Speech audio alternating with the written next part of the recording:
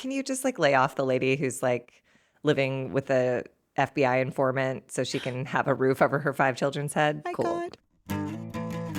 It's time to take A Therapeutic Dose, a prescription-strength reality TV podcast that explores the intersection of reality TV and therapy. Possible side effects may include entertainment, strong emotional reactions, and/or laughter. Here are your hosts, Ramona Ramirez and Margie McGee. Hello, everybody, and welcome to A Therapeutic Dose, where we meet at the intersection of reality TV and therapy. I am Margie McGee, and with me, as always, is my dear friend and co-host. Hello, I am Ramona Ramirez. Margie, it's really good to see you. I'm You really too. glad to be doing this with you right now. Same. Always. Yay.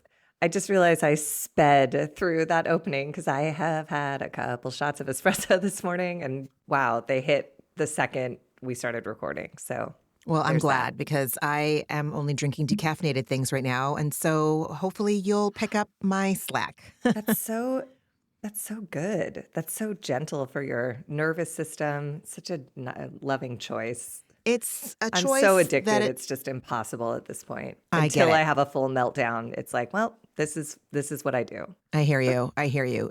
Just caffeine and I are not a good match. I go back. I try.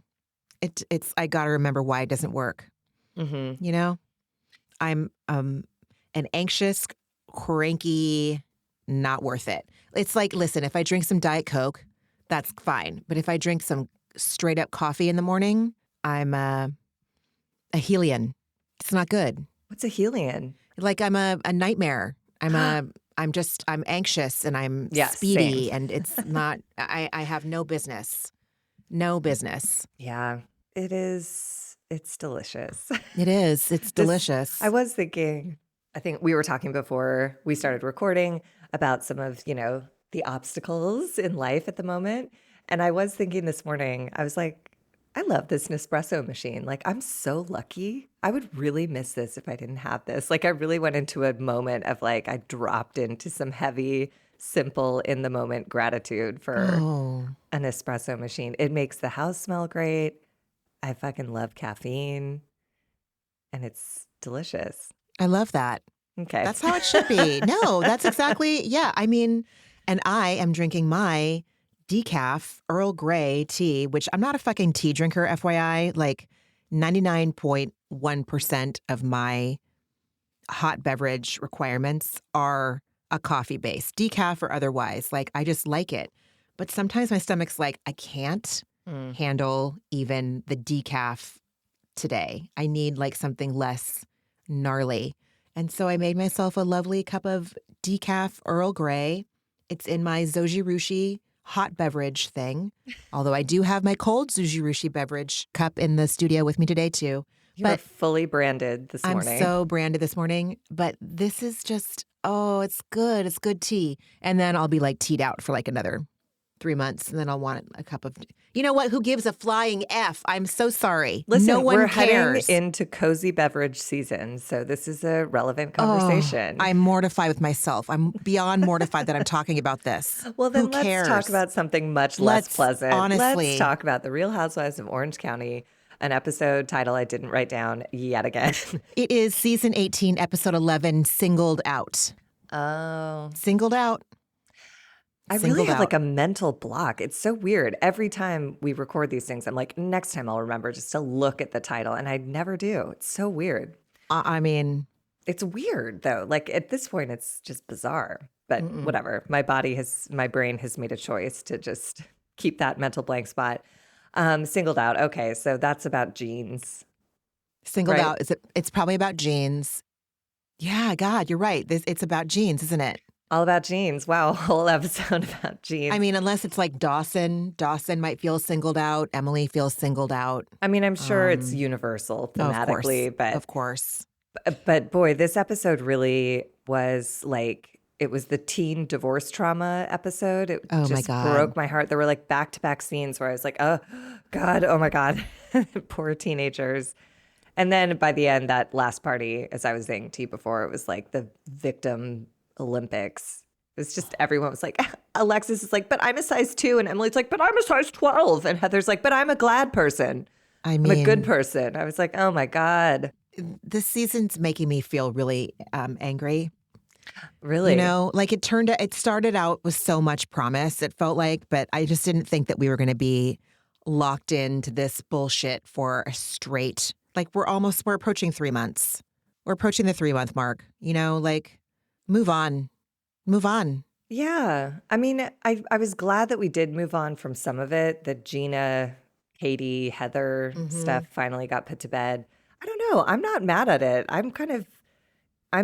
Every episode keeps my attention, that's for sure. Yeah. I mean, certainly not the first few scenes of this one. We start with Gina visiting Shannon and she steals lemons off a neighbor's tree, which for some Uh, reason, the mood I was in, it incensed me. I was like, don't do that. Like, if you're going to do that, like knock on their door or leave it. Like, I don't know. It just felt like rude. I'm it too did. sensitive. It's not important. It's just like, that's how the episode started. And I was like, Gina, don't. And then Shannon reports all of this Dos Amigas stuff I just could care less about. She reports it's going well. They have another show tomorrow. And Shannon was devastated when Tamra pulled out of the show via their manager, not telling them directly. And she said the show had a formula and it was working. And I just want to say I've seen clips of the show and nuh-uh is my response to that. Nuh-uh. Formula. The formula was 3 women drinking, I don't know, Casamigos on For stage. $150 a ticket. Right. Like, Like that what are was you the doing? formula, It's insane. honestly. The one thing I did like for Gina in this episode is Shannon gave her a tour of the house and Gina like really does have a realtor's eye. I was like happy and she seemed really like excited and proud of herself. And I was excited and proud for her. Like work is esteemable and I'm glad she's doing it. Mm-hmm. She said something about like built-ins with like an acrylic finish. And I was Yep. like, Yep. oh, but she was really, I don't know. I was happy to see her like feeling good and doing well. I agree. I agree. I agree. Then we move into breakfast with Jen, Emily, and Katie. Jen pays, and Emily makes fun of her for doing that and says she's going to Venmo her. So Jen is damned if she does and damned if she doesn't. And for someone who felt so othered by wearing Mm-hmm. jeans, like you're really going to pick on someone for something that's like not in her control at this moment in time. Like, Right. wow, that was really, it's And just, grew up feeling othered when it came to like food specifically, yeah, Emily. And it's like, okay, I mean, I get where she was coming from, like let's not make her feel like she's, like making light, not making fun of, but like keeping it, yeah. keep But like, it's also just, it's too soon. It yeah, feels like, because she said, I know she can't pay her rent, but I guess she can afford coffee. And I was like, can you just like not go yeah, like that dark? That's really yeah, sad. And it I'm going to go was. against everything I preach about. Like, she has 5 kids. Like, I know I'm always like, it doesn't matter if you have kids or not. The drama is the same. But like, can you just like lay off the lady who's like living with a FBI informant so she can have a roof over her 5 children's head? My Cool. God, totally. Good Lord. Totally. The castmates bring up Annabelle and they start talking about kids and they bring up Annabelle and Emily shares that Shane calls Annabelle Emily 2.0. They roll through a couple examples of the text exchanges that Emily and Annabelle share. They're so Er, funny. I loved and them. yeah, and then Emily says that she goes wrong, in quotes, when it comes to parenting Annabelle. She overcompensates for her own childhood by over-indexing when it comes to doing everything for her and giving her everything she wants. And Jen also says this is what she's doing, where she's going wrong with Dawson. He's relying on her now that he's a teenager. And she asks him to have some accountability. He doesn't know how. And, once they moved in with Ryan, he has to have a curfew, which he dislikes, and he's rebelling. And when we were watching this scene, Josh and I were watching it together the first time I watched it. I made like a dramatic point of like pausing it and looking at him like, who does this sound like, And he was like, what? And Josh and I have talked about this so many times. I know it comes from it comes from a place in my husband that wants Leo to have an experience as a child that's 180 degrees different from how Josh has felt in all ways, shapes, or forms. Like, how does Leo feel about his parents? How does Leo feel about, Just a lot, like we want Leo obviously to feel a lot safer, more respected, more heard, more honored, more seen as his own person in our family dynamic, because those were things that we felt like we were not given as children, And so there have been times when I felt really nervous about how much stuff was being factored into that, and not saying no to stuff, not saying no to requests, like just not saying no, period. And it made me really nervous. I understand wanting our kid to have a different experience growing up than we did, but I also want to find that spot where it's not just like overindulgence and then we're setting him up for failure. Anyway, it's just always that thing where, like, when do you say no? When do you say yes? It's the kind of thing, though, that keeps me up at night. I don't want to raise Brett Kavanaugh. Like, I'll be fucking damned, There's no possibility. you Under know? your roof, there's no way. But that's my major fear, is that just like an unchecked, and I'm not saying he's unchecked. He's not unchecked. He's not unchecked. I don't know what I'm saying, but no, I know what I'm saying, but, and I see where you're going. Like, I get it. Like, I don't think that I am, but like raising a Brett last Kavanaugh. week you were talking about how there was awareness around the dinner table about kids in Florida not being able to Yes. express them. You know what I mean? Like, Yes, this is not yes. Brett Kavanaugh's backstory. I hear so, you. yeah. I hear you. I hear you. But like, or like Brett Kavanaugh, or who's that asshole, that shithead kid at Stanford? It wasn't his name also with a B? I don't know which one, the rapist. Yeah, or exactly. The rapist. Yeah. Yes. I It's forget. like that's my worst nightmare. And I know that it sounds like I'm going from like one extreme to the other, but like I don't, lack of boundaries and like lack of boundaries. It terrifies the shit out of me. Yeah, but I don't know. I'm not a parent. I don't know. But I always say, like, the only thing this generation can hope to do is to give the next generation different trauma than we had. Like, that's the only measure of success. There's just no way to do anything perfectly. Oh, I know. And, Yeah. I think it's great that, like, again, my measurement for like Measurements. a child's well-being is kind of if they can like lash out and be terrible to their parents. And like Right. seeing those texts from Annabelle, that made me laugh so hard. The energy that was put into a single individual text bubble for every letter of mom, where are you, or whatever she said. Mom, she's probably a big personality, and I appreciated that Jen and Emily sort of related on that fact, that they're concerned about how they're raising their kids, But I think to me, that's the sign of a good parent. No, Because there are some yeah. parents, one of whom was under my roof as a child, who was just like, I don't care, and I resent them for taking all my money and asking for energy and time from me. So, Right. you know, Right. anyways. Mm-hmm. Yeah. So Emily basically says that she grew up with nothing and gives everything to Annabelle. And Jen relates, saying that she raised Dawson similarly, and now she worries he's on he could be on a destructive path. He seems like a great kid to me. So I'm like not seeing that. Having seen other kids on Orange County in particular, I'm like, I think Dawson's going to be just fine. I think he's just going through a divorce. Like, Yeah. this is what people forget, is that kids go through it too. Everyone thinks like, ooh, the parents are getting divorced, but the kids are too. It's fucking traumatic for them. And his whole understanding of security and his sense of stability is shattered.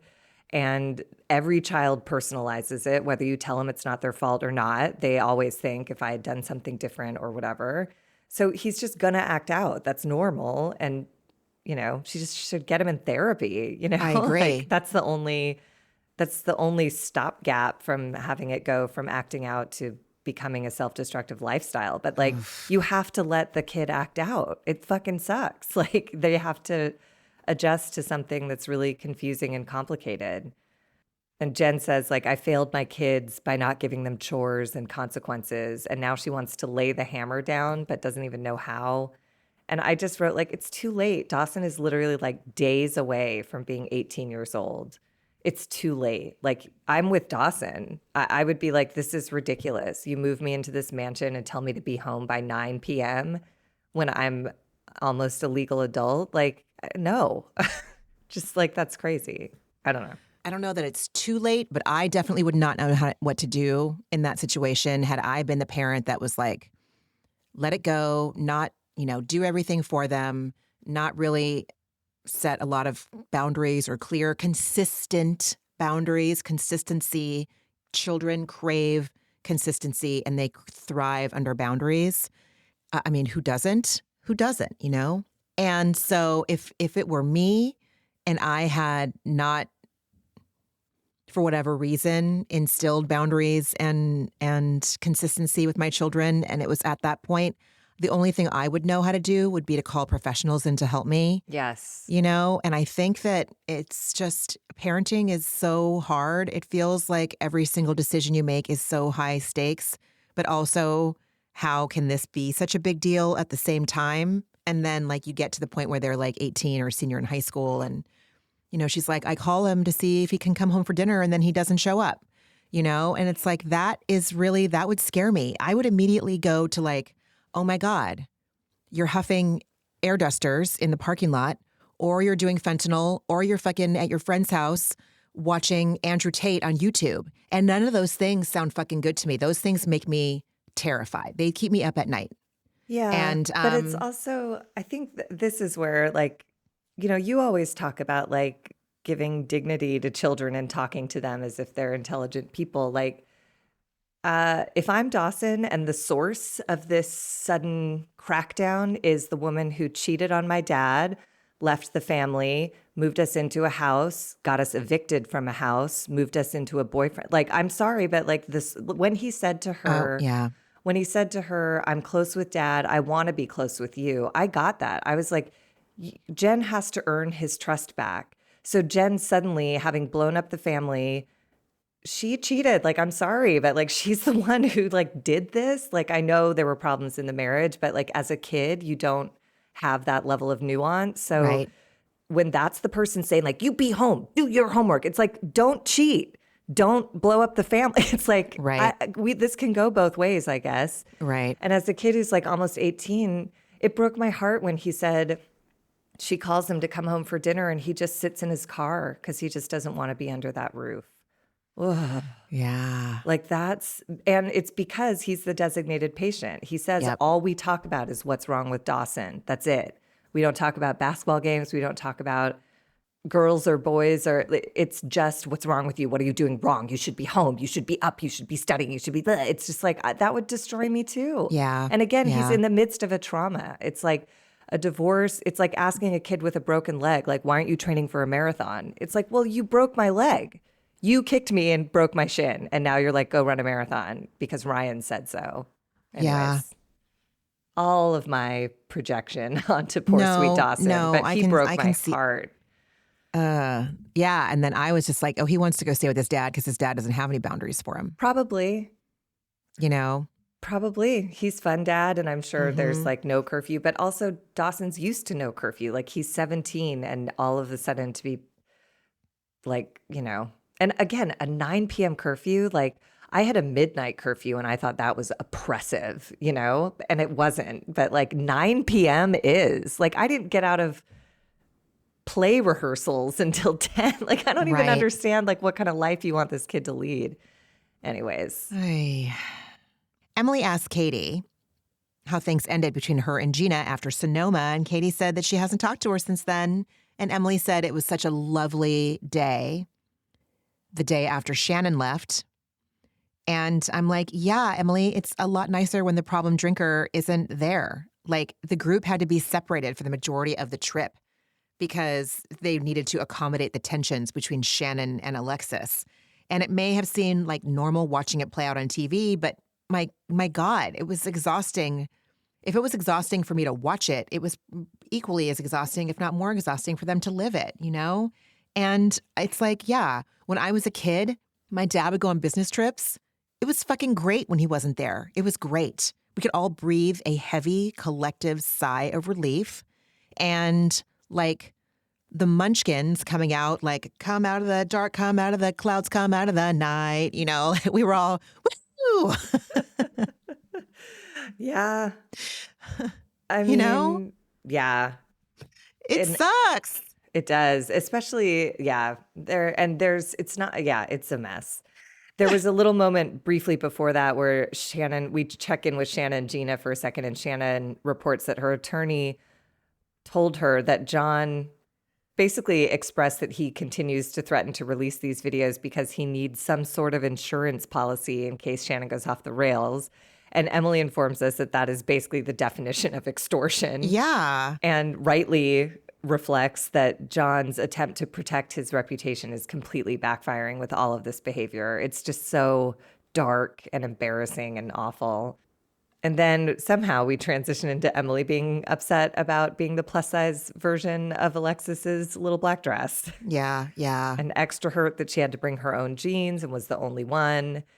And all of this stuff about not fitting in literally and figuratively, that she's the big girl, so she's separated out and she literally doesn't fit in the designer's size range. And she says, I still feel like Heather looks at me like just the big girl. Yeah. And she wants to talk to Heather about it, but she just had a testosterone pellet put in her butt. So she's concerned that her emotions that are already peaked might get out of hand. And then we go to Heather and Terry at the GLAAD Awards, and I just wrote, gross, boring, star fucking. I hated this. Heather saying, I'm proud of us and I'm proud of our family. And I wrote, I adore GLAAD and everything they stand for. I loathe Heather and most everything she stands for. So this scene was just unpleasant cognitive dissonance for me. Yeah. What was the point of this? I don't know.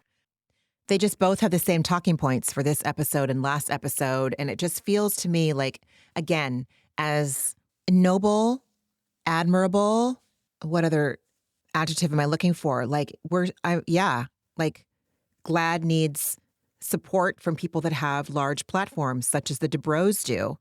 But again, do they have a huge? Anyway, my point is like, this is like all they are. This is all they are now. We're Terry and Heather Dubrow. We have 3 LGBTQ kids, and this is why we are good people. And they're like, we're the super inclusives. Like the conversation between the two of them was so staged, and I felt so ill when they were like, our kids don't even know what. They're so accepted. They have no idea what kind of hate is out there. I'm like, yes, they do. They are part of that community. They have friends who are experiencing this. I'm sure they are hyper aware of threats to their safety. I'm sure of it. I don't think they're just going through the world thinking like, my incredibly inclusive parents, like no one else could harm me. Like it was so self-congratulatory that it almost missed the point of GLAAD, and that was like a bummer for, I don't know. Like, I'm so glad for GLAAD to have exposure, but like they almost ruin it by talking about themselves so much. It's almost like if everyone were like Heather and Terry, GLAAD wouldn't have to exist.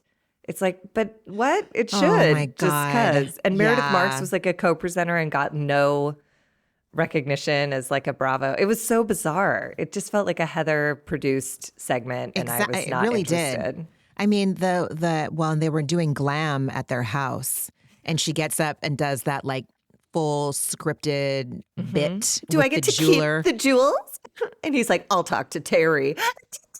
Shut up. It was so embarrassing. It was so embarrassing. And also so not the point of GLAAD. Exactly. Do you know what I mean? If you're like running a charity event and you're sitting on billions of dollars of jewels, give billions of dollars to the charity and wear a costume jewelry necklace. Like, where this level of disconnect with the philanthropy community has always driven me out of my mind.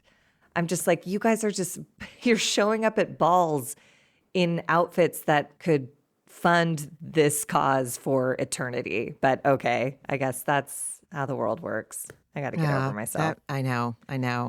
So they buy a $6,000+ bottle of Veuve. Yawn. And comments on it. She's like, that's the most expensive bottle of. It's like, congratulations, I guess. Yeah. That's the most expensive bottle of Veuve Clicquot ever. God. Which, by the way, we know is pocket change to them. $6,000 is like what's in, her fucking couch cushion. If it's not, then she'll be able to like snort that line off of Terry's asshole. Like, oh, remember that night we spent $6,500 on a bottle of fucking Veuve in the name of GLAAD? Yeah. Like, oh, we're great. Like, God. Yeah. It's They make almost even like, doing good deeds fucking like yes, repugnant. because Repugnant. it almost feels like it's insurance for them to be like, if our kids do anything wrong, it's obviously not our fault. We did everything right. And it's like, it just, none of it Oh my feels God. pure. There's nothing You're right. pure or emotional about it. It's all, even though she like, her voice breaks now and then, I'm just like, I just don't, this feels like you're using this, like you're capitalizing on your children's identities to like find a new version of yourself. It's so gross. Anyways, we agree. And then we head to the first of our back-to-back divorce trauma scenes. We have Tamra, Katie, Kylie, and Sophia at a candle making store. And oh man, this just broke my heart. Kylie reports that there was some boy she was talking to who said he loved her and she wouldn't say it back and he was mean to her. And she gets a talking head to say, if a guy's even slightly mean to me, I'm out. And she red flags any kind of negativity, which is healthy. But I also see Katie's point, which is saying that her daughter is so jaded from seeing the relationship with her dad. And Katie says that the dad was really hard on all of us. And now Kylie is hard on men. And it's like, and you can feel the energy coming off of Kylie and Sophia that they're both so hurt and resentful and scared and traumatized. Like, we know Sophia has a therapist. I hope Kylie, it sounds like Kylie, she has a handle on things. I mean, the both of those girls seem like they really they have a grasp of an emotional vocabulary.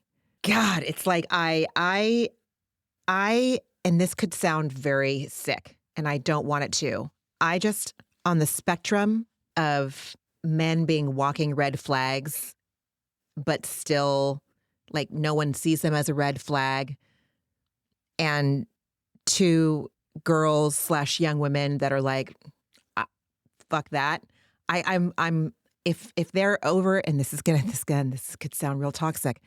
If they're over indexing to the point of like being like real guarded, I'm like, okay, good.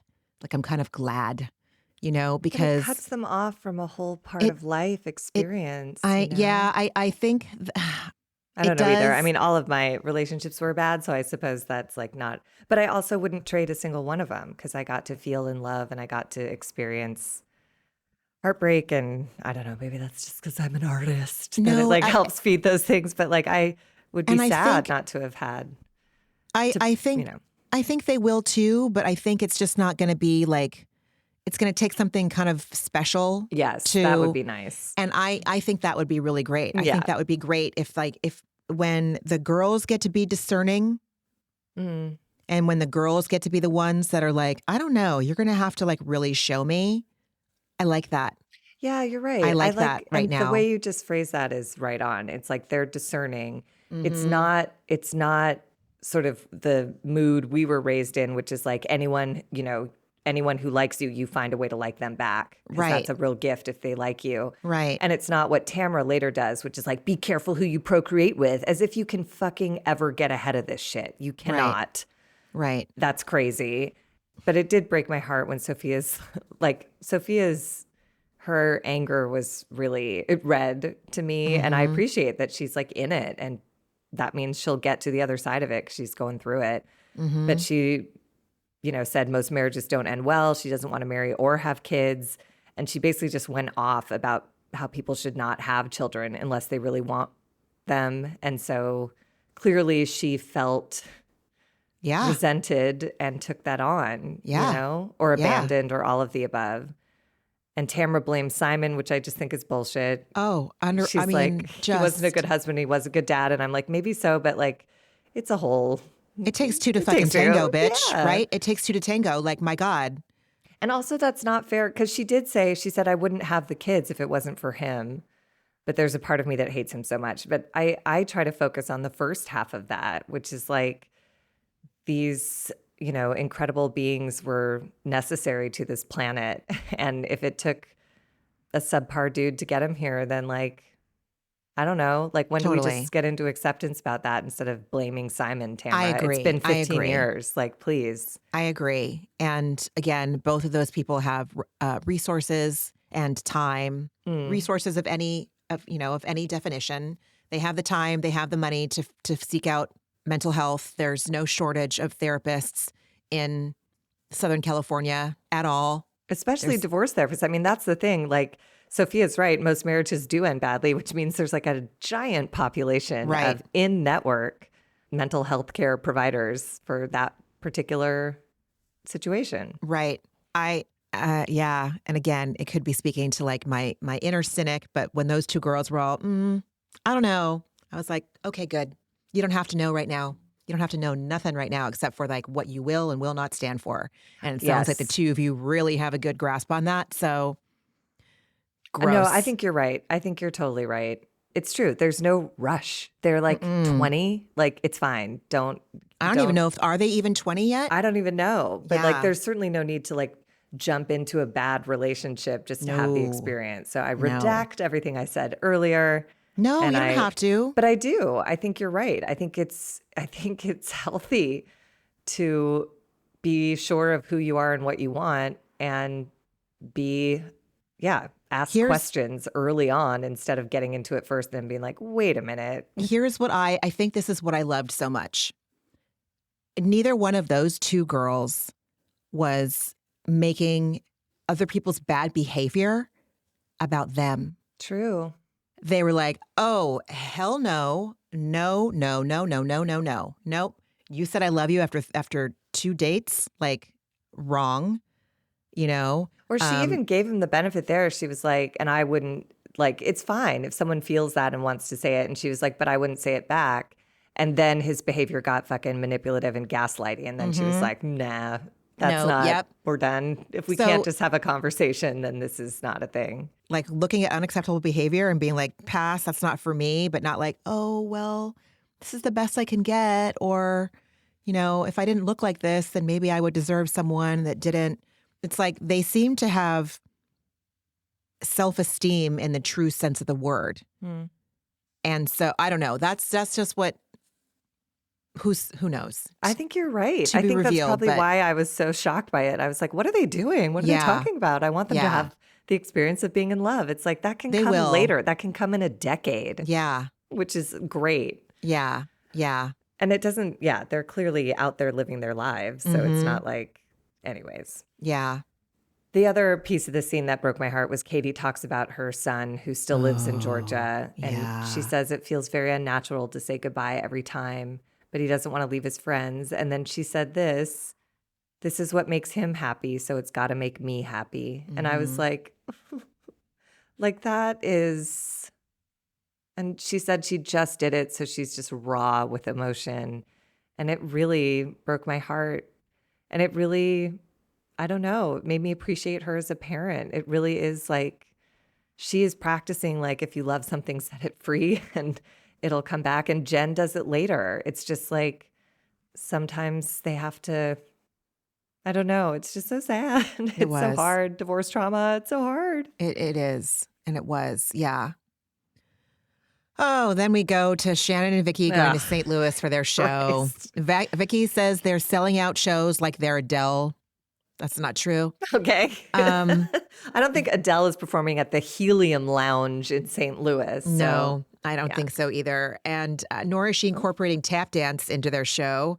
Oh my God. As the youngsters say, that's a choice. That's a choice. That's a choice. Vicky had the most like Trump moment of her life where she was like, we were incorporating some really good things since Tamra left. Like, so glad she's gone. So glad. So I'm like, oh my God, no, you're not. You resent her and you hate this. And so does everyone else. Honestly. They arrive at the club and a woman named Katie asks for their drink orders and Shannon has a vodka soda. So, you know, and then they're trying to figure out how to slingshot T-shirts and other merch into the audience. And it's not going well. But listen, I hope everyone who was there that night had a great time. Shannon did say that like the show is a work in progress and it's not always well received. She's like, you know, we're trying to gauge like, is this too long? Is this too boring? And I just wrote, yes. Like this whole scene, I was just like, yes, and yes. I don't care. And I don't like Vicky at all. And your sweatshirts look like garbage. The merch they had just looked like absolute like iron on tragic trash. Anyways, that was our brief reprieve as we head into our next divorce trauma scene with Jen and Dawson having their talk. And yeah, we touched on this before, where Dawson says that like he feels like all they talk about is what's wrong with Dawson, and sometimes he sits in his car because he, quote, doesn't want to be here, which broke my heart. And I thought Dawson was so clear, and he communicated really beautifully like what his pain point is and what he needs to resolve it, saying that in his eyes, his space is not respected in this house. And he wants to live with his dad where he feels like he's more respected, or like you said, where there's no rules. And as a 17-year-old, that reads as respect. So Jen, I thought, was really sweet. She said she sees herself in Dawson and wants a better outcome for him. And she said, I apologize for coming off as annoying, but I'll probably always be annoying when there's something I see in you that I want you to see in yourself. And I thought that was a lovely little thesis for motherhood of like, it's okay to be annoying when you're doing it to like benefit the person who can't yet see like who they're becoming in, Mm-hmm. you know? Mm-hmm. Yeah. Yeah. I mean, I'm always telling Leo, like, if I'm like, eat broccoli, or, hey, it's time to get ready for, Mimi's, and I'm like, listen, what's my job? And he says, to take care of my body and my brain. And I'm like, exactly. Oh, Exactly. That's my job. That yeah. is my job, is to make sure that you don't get up late for school or flunk out, or that you go out and it's cold out and you're wearing shorts. Like, it is at the bare minimum, those are what I need to be doing. And that's what Jen shares with Dawson. Listen, if someone had done this for me and set some boundaries for me, I might not be in the situation that we're in right now, And I'm trying to help you avoid my mistakes. Mm. Now, is it too late? 50-50 chance that at least with this kid at his age, it might be too little too late of an effort at this point. But I get where she's coming from, and I support her trying. Yeah. And I think, I mean, she did a lovely job too. Like Jen is really, she's lovely. Like she didn't fight him. She heard him and she said, I'm never going to stop being your mom. I won't ever stop doing what's best for you, even if right now that means letting you go and be with your dad. And she said, my hope is that he comes back. And then they have the sweetest, most earnest Heather Dubrow wishes she could ever have exchange, where they hug each other and she goes, I love you so much, Dawson. And he goes, I love you too. And I believe both of them. Mm-hmm. And that is not something that I ever feel under the Dubrow roof, that level of like, I don't know. It takes like letting in the ugly to have I love you mean something, Yeah. because the Dubrows like, I love you. I love you. We're wonderful. Isn't this great? We live in a fancy apartment and we all accept each other. Who wants Everything's wonderful. Nobu? Right. Yeah. And these two are like going through it. So when they say I love you, it has all of this gravity of like, this, this is a hard time. It's heart-wrenching, but they hug in this like really sweet, meaningful way. Anyways, I really like Jen. I really like Jen. I do too. Then we have some getting ready montages as people are getting dressed and in glam for the fiesta party. And then we pivot back to St. Louis for a hot minute, where on stage, Vicky orders a tequila shot and Shannon says, I'll have a sip. Okay. And the audience applauds. I was like, this is why Shannon is doing this show. Vicky is a full enabler, and she's putting herself up in front of people who are already loaded and just want to have someone else drink with them. It's so bleh. Like, it just is so uncomfortable. I agree. It's dark. There's such darkness because Shannon knows, like, that's the thing. If there was like real ease and freedom with her drinking, and she's like, I'm just not driving. Like, I don't have a drinking problem, but I'm just not driving. But she's like, do you have a Belvedere or Tito's or whatever? Like when that lady initially came in, and then on stage, she's like, I'll just have a sip. It's like, something's the matter, but you just aren't. You aren't, you're not done till you're done. She's not done. Oh, God, no. Nope. Not even a little bit. At Jen's fiesta party, we have arrivals and dogs. And I my God, honk shoe. I know. But wait, it's opened with this chef, like sort of unpacking things for the party, which was like this big Schaefer dish of beans. And then I swear to God, did he put lettuce and cheese on a grill top? I don't know. Oh my God. Maybe I'm just crazy. And then Jen dumped chicken nuggets onto like a serving platter. I was like, what is this party? I thought they were churro bites. Oh, I that's so think much that those better. are Okay. churro bites. I'm not 100% sure, but I think they were churro I think I bites. was starving when I watched this episode, so I was like, "Oh, those beans." Then I was like, "Why is he putting cheese on the grill? That's crazy." And then, Yeah. Yeah. anyways, and yes, Sparkles, her elderly dog, barks her head off to Tamra, and Willow, her younger dog, gets mistaken for a senior citizen, and then Emily Justice for arrives. Willow, man. Right? Justice for Willow. Willow looked Yes. like she was having none of it. She's like, "I'm just going to be a little potato over here and just Yeah. stare at you Just guys." drop Like, some churro and I'll come get it and and then leave I me pee in the alone. grass, Tamra. Yeah, I pee in the exactly. grass. Exactly. And then Gina arrives. I wrote Gina dressed like foil. Was she? Oh, she was in that silver outfit. Yeah. Yeah, she looked crazy. I thought that was, it just seemed like a weird choice for like a pool party. I was like, A where are fiesta. you Yeah. going? Yeah. I don't know. I mean, Heather, yeah. Heather's outfit. She wore a dress, wore Heather. Heather did not wear a dress. GI And Heather in like army green. I don't even know. Alexis arrives last, and Heather tells Alexis that she wishes she had brought John to the GLAAD Awards. And Alexis got quiet when she said that and started acting strange. And I wonder, and this is the only reason why I wonder, is that because, people were talking about him not being at the GLAAD Awards with Alexis, Oh, I John didn't know Jansen. that. And someone on Reddit said, I don't think that he's LGBTQIA friendly, which you would, I mean, That tracks. yeah, I mean, it would track to me too, but also like for the sake of Alexis's child, I hope that that's not true. I'm sure. I hope it's not. But he's probably one of those people who's like, everyone's a sinner, like one of those types. I don't know. But it is for the fact that they made a red carpet debut at an Oscar screening party and he can't be bothered to show up to something like the GLAAD Awards did read a little like, Yeah. and like I sort of expected Alexis to say, when Heather said, "I wish you'd brought John," I expected her to say like, "Oh, he had work," or he was, Right. but it was clearly like he didn't want to go and chose not to, and that was It weird. seemed like it. Yeah. It did seem like it. And her energy is frenetic and emotional. Her castmates can't figure out why, and they start begging her to tell them what's wrong. And I wouldn't be surprised if a lot of her emotion that day had to do with her mom. Well, that's what I it think is just like, yeah, everyone screams at her. Like she says she's on the brink. She's like, "John and I are great, but I'm exhausted." And she starts sort of speaking vaguely, and both Tamara and Heather yell at her, and they're like, "What happened? What happened?" And then Alexis finally said, "It's the legal battle." And then she turns to Gina and just goes like, "I'm dying. I'm dying." And that's where I was like, oh, there's no room for her to grieve her mom.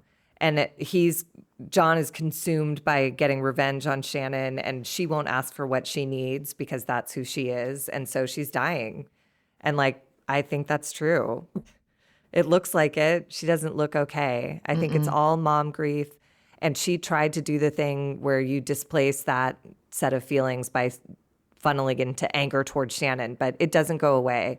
Like every day you wake up and your mom's still dead, and that is exhausting and devastating if you don't talk about it or address it or deal with it or feel Totally. it. And she has no space to feel it with John. Because as far as I can tell, he just wants to have sex and punish Shannon. So I don't know that there's moments in the Gross. relationship where he's like, "How are you doing, honey?" And if he can't go to the GLAAD Award no-show was really like, it gave me a chill where I was like, Interesting. this is your fiance to be, and like, Yeah. anyways. Yeah. But I did appreciate Gina saying in a talking head, she said, "I can understand how it's difficult to deal with someone's ex and all the baggage and all the problems. But my instincts, even when I have no choice, is still to move away from it. I don't understand why John and Alexis keep moving toward it." And I They was really- like, yeah. good read. Yeah, exactly. Exactly. For a brief minute, we pivot back to St. Louis, where Shannon tells the audience she got a DUI, and it was great because she got her to make positive changes in her life. And I was all, sure, Jan.gif. No way. And then Vicky, in her confessional, lays out a step-by-step plan of how to enable your friend. Like, she's like, listen, she doesn't drive anymore. She's not driving. And, she's not drinking. Well, she does drink, but, it's just like, She says that it's good for Shannon to do the show so that she can show people she's okay. And I was like, yikes, that is the opposite of recovery.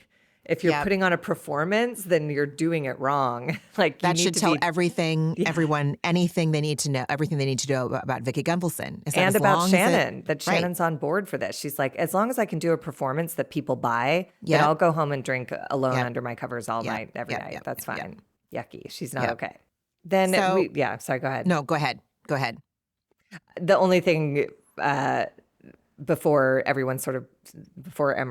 and Tamra excuse themselves, Alexis says that she tells Johnny all the time that we weren't supposed to meet this soon. We were supposed to meet 6 months later. She just lost her mom. She just broke up with her fiance, and she's managing with John all of the baggage of his ex. And I feel like that's the most and probably only honest thing we'll ever hear from Alexis, is that this is too overwhelming. There's too much grief in her life. There's too much grief in his life. You know, he was with Shannon for all those years. Like, he can claim to just be angry, but if you're angry, underneath that is sadness. There's, you know what I mean? So he's broken as well. And nobody has any resources to help each other. So they're just like two destroyed human beings with no tools to get well, drinking and fucking and raging. Until a night like this happens, when Alexis needs so much attention that she makes a dress size about her. She keeps trying to get in on it because she needs attention. She needs personal attention. It's so childish, but it's sad. It's fucking sad. It was really sad. Yeah. Jen brings out an oversized Jenga game that you can customize with your own questions. Yay. And they're going to do truth or dare questions. So Alexis rejoins the group after touching up her makeup. And she recollected herself. She recollected herself, yes. She's insane. Told Jen, hey, I used your shit without asking. Her makeup in a time of COVID during a plague. This game was lame. It was just like, who do you hate? How big is his dick? Heather barks like a dog. It's awful. Katie shows her butthole. Tamra pees on the cement by the pool, which was like so fucking gross. I could barely stand it. And then, Tamra asks when Heather's Susan Bender fashion line is coming out. And Heather weirdly completely downplays it, which makes me think, is it not coming out at all? Was that just a scene for the show? Because she's like, oh, it's not a big deal. It's just a small collection. And that is not Heather like at all. Like that really threw me. I was like, what is this thing? Yeah.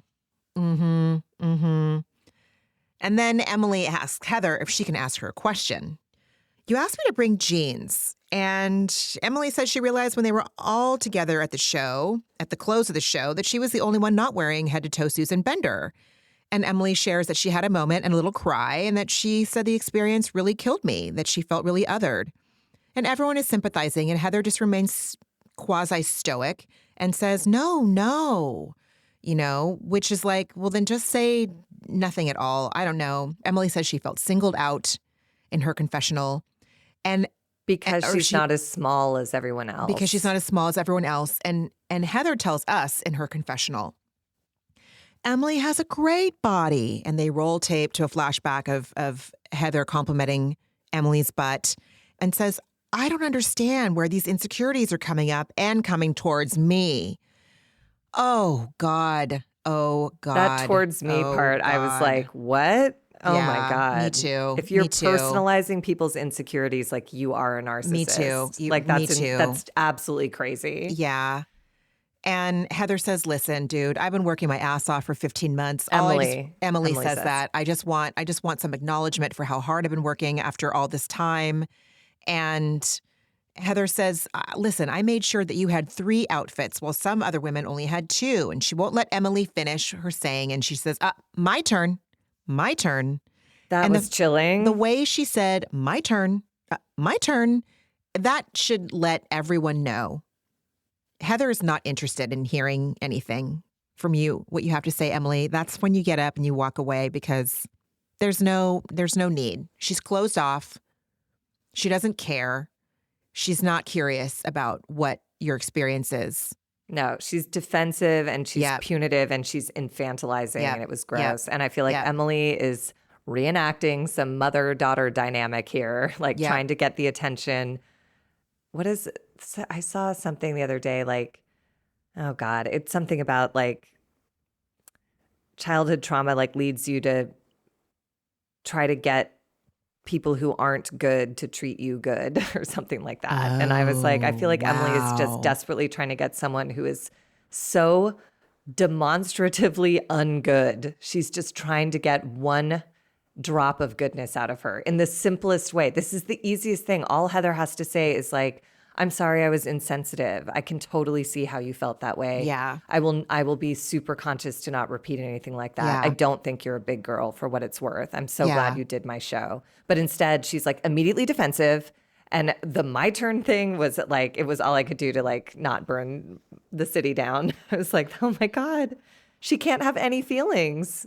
Oh my God. Yeah. And yes. Yeah. She can't. She can't. Then, it turns into like, well, Alexis got the size 2 and I got the size 12 and I'm not a size 12. And then in Heather's later confessional, she says, I have news for you. The dress was tight on Emily. The And dress was tight. she follows it up. She said, they sent me their measurements. I sent them to Susan Bender and she put them in the appropriate size. And I got news for you. The dress was tight on Emily. It wasn't too big. And I was like, do you want to just like hit the nail like all the way underneath? Right. Like, I mean, my God, you're so Right. mean. Yeah. And how all of these Heather apologists out there, I am dying to listen to like the podcasts of the people who I know love Heather. How after a statement like that? How?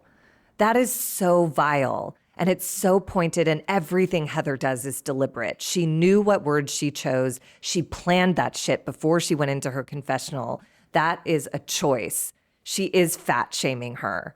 And she's like extra fat shaming her by saying Emily's even fatter than she thinks. Ha ha ha. I Like, have ew. How can you be the news for glad you. like Right. spokesperson and then behave like this? Yeah. I have news for you. Uh-oh. No, that's what she says. I have news Oh, for yeah. you. I have news for you.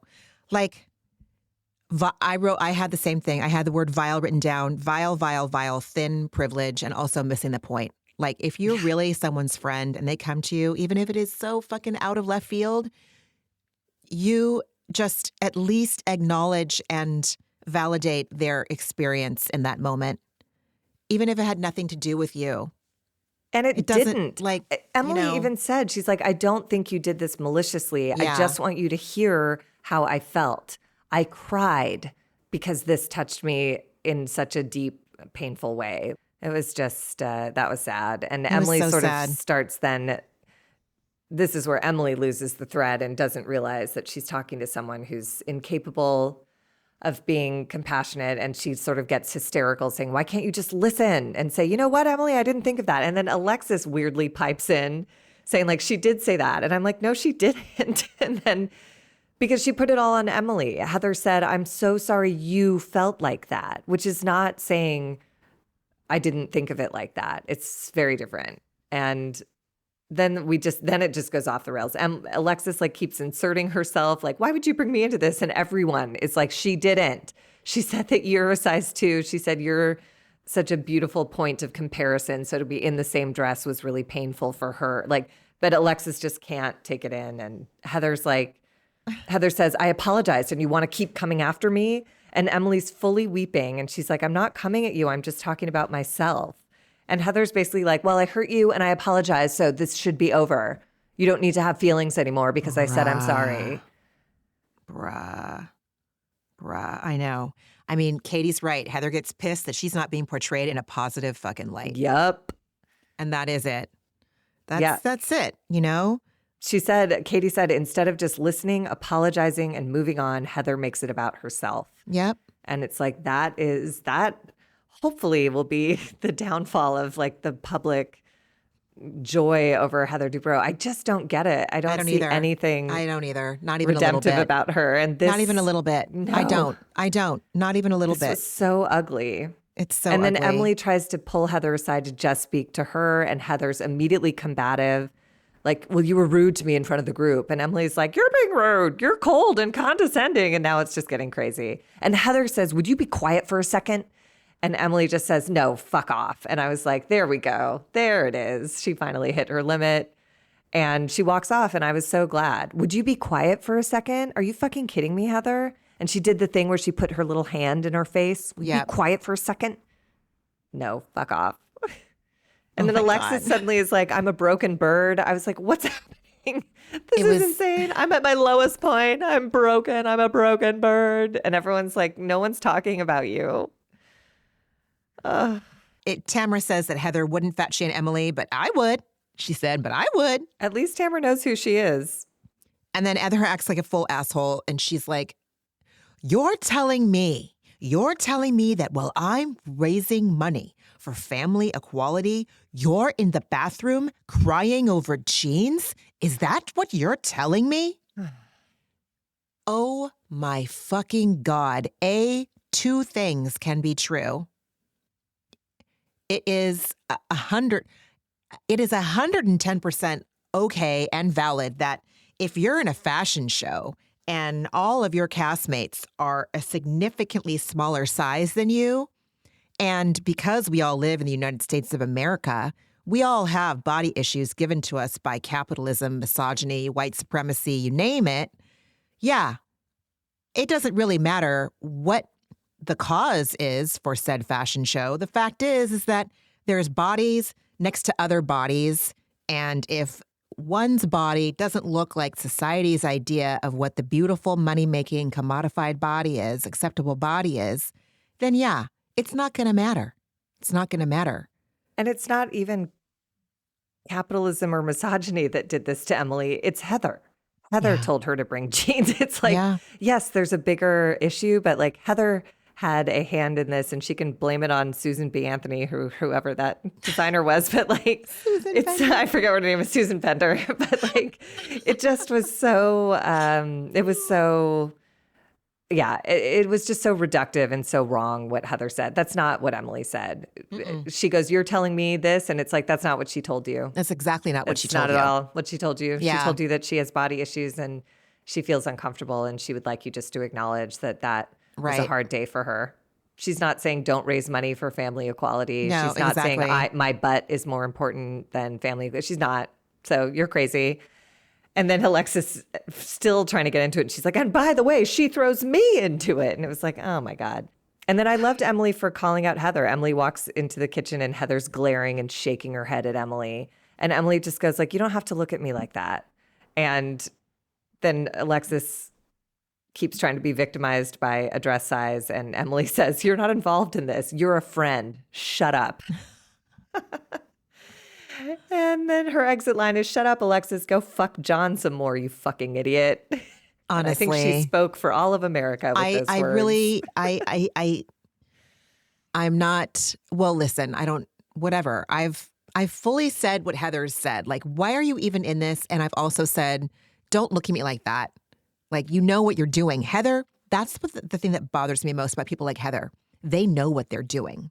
They know. Yeah. She knows she's giving Emily a condescending, bitchy, terrible, judgy fucking look. It's all like calculated. Completely. If you have it in you to say something like, will you be quiet for a minute? You're a controlling nightmare. You're not in a conversation. You're just trying to steer the scene. And yeah. And I do feel for Alexis. Alexis needs some grief work and she needs some attention on that front. But in this scene, it was hard to feel anything but like, shut up. Yeah, you're a friend. Be quiet. Oh, God. Sad. What else did you watch this week? Oh my God, what else did I watch this week? I've been watching, God, I am just like deep in Mormon content. I watched more of Secret Lives of Mormon Wives. I watched Welcome to Plathville, which is like another Mormon show. And I watched Sister Wives is back. So I'm really just steeped in Mormon dysfunction. Yeah. Oof. Yeah. But it's fascinating. It's just like all the things that there's no bypassing life. Everybody tries to find the religion or the marriage or the formula to bypass pain and difficulty. And life is pain and difficulty and joy and delight. But like everybody tries to find these ways to absolve themselves if they're good enough or if they follow these rules or if they get married and have this number of children or whatever. and none of it works. So all of these shows are several seasons, well, not Secret Lives of Mormon Wives, but these other shows are several seasons in, and there are some real, like, life is lifing on them real hard. And it's just, I don't know, maybe I watch it as a soothing reminder of like, don't look for the formula, Margie. Just like take each wave as it breaks, ride each wave if you catch it, and like be tumbled and surface and catch air when you can. Like there just isn't everyone all these Mormons who start these shows think they have it all figured out. Yeah. And 5 seasons in, everyone's divorced, and there's even more desperate trauma on this season of Sister Wives. But like, anyways, it was, I think, in terms of like watching reality TV as a window, as like a sociological study, that was my takeaway this week. Is like, oh, all these people are extra heartbroken because they thought they found the formula to bypass what regular mortals have to experience, and they didn't. And now it's so hard for them to come to terms with it. So interesting. How about you? What did you watch? Let's see. I watched a couple episodes of Summer House. I think the one I just finished was Lindsay's 35th birthday. I mean, speaking of like, you know, people looking for like, okay, if I just do this, if I just find the right religion, if I just find the right whatever, if I just write the timeline out, then I'll, you know, have the baby and they get married by the time I'm whatever. And it's just, oh, I love that show. And then Salt Lake City premiere, the Salt Lake City premiere. Yeah. Yeah. So good. It was so good. So much clothes. So much clothes. I lost the content of the episode because I was like, Mary Cosby's jacket, that new lady's jacket, that new lady's bloomers walking down the street in winter. Like there was just, I need to watch it again because I don't think I heard anything that happened because I was just like visually, my brain was short circuiting trying to take it all in. Yeah. The heart jacket, all of that. It was good. I loved the fashion that night. I think that it was great. It was insane. That episode, yeah. It was great. I felt like everyone had more fashion originality than like Dorit. And also, you know, just goes to show you like the risks that they take in that cast versus the cast in Orange County. Like I'll tell you which cast makes me more excited fashion-wise. It's definitely not Orange County. It was good. I don't like Mary Cosby. I think she's a racist. I think she's probably she's so mean. A cult leader. But if we're just looking at these people through the lens of Bravo cast mates, Bravo cast members, fucking Mary Cosby over Heather Dubrow any day. Well, and also Mary Cosby, like, you know, if a representation is important, like not just in terms of DEI stuff, but in terms of personality types, like Mary Cosby is a person who exists in the world, who doesn't accept you until you're thin. The person who, like, you know, like likes someone because they pointed out the lipstick on her teeth. Like, she's so unstable and so impossible to get a hold of, and yet she's rich. And so if you're susceptible to wanting to please people like that, I don't know. She's an interesting character, but everything she did in that episode drove me crazy. Yeah. Starting with like, you're so thin. And then I just like wanted to, you know, throw up under my covers and die. You're right. Heather was totally right. She's like, I'm thin now. So now I found the ticket. Lose 25 pounds. Right. Exactly. Wow. Mm-hmm. And we know from the little previews, like I think last year was the year that Mary's son, did he have problems with the law in between the last season and now? I don't remember. I just remember there was something about fentanyl. He posted a picture on Instagram of something of him with like a bunch of pills on his tongue. And that's people right. identified what the pills were, and it was not, it wasn't Tylenol, you know? Yeah. Yeah. So wow. Just a lot. It's a lot, but I thought it was a really good premiere. So I'm excited for this season. Mm-hmm. Yeah. Mm-hmm. And what was your antidepressant this week, friend? My antidepressant this week was the steak mates. I think I've shared before that I go out with 4 other friends. None of us eat red meat, but we go to steakhouses around town. Or now we've gone to most all of the steakhouses. So now we're branching out into other restaurants. But we went this week and I carpooled with a couple of my friends. And it's been, this is for everyone. This has weirdly just been a rocky season in most people's lives. And my friends know that, and they know that normally I lean on Michigan football Saturdays to like boost my spirits. And this season it's a little complicated if we're going to be any good or not. And so they gave me this like Michigan football Saturday package, which is like a pint glass that has like a girl cheering in the likeness of me, and a candle of the Michigan Big House, and a big cozy sweatshirt, and a football hair clip. And like, it was just so thoughtful and lovely. That's so cute, Margie. And I used all of it yesterday, and Michigan won. They squeaked out a win against USC at home.